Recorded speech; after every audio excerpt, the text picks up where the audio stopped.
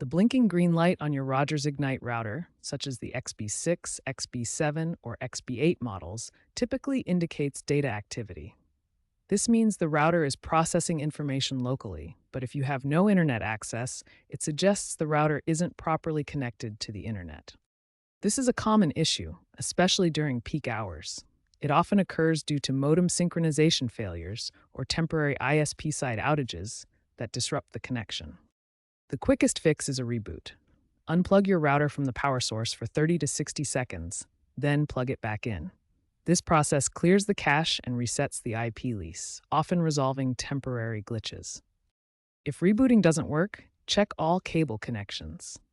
Make sure coaxial and Ethernet cables are securely plugged in, as loose connections can cause the same symptoms. Remember, these simple steps address modem synchronization failures or temporary ISP outages, but this is a temporary fix and may not resolve the underlying issue. If the blinking green light persists after rebooting, further troubleshooting is needed.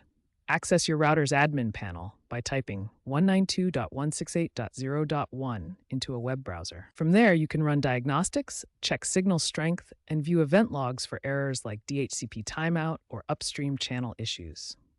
If issues continue and you are comfortable with it, try a factory reset by holding the reset button for 10 to 15 seconds or downgrading your firmware via the admin portal.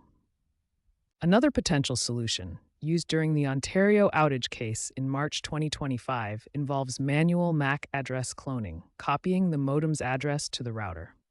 For a long-term fix, consider purchasing a third-party modem, e.g. Hitron, or a mesh Wi-Fi system, Google Nest or Eero.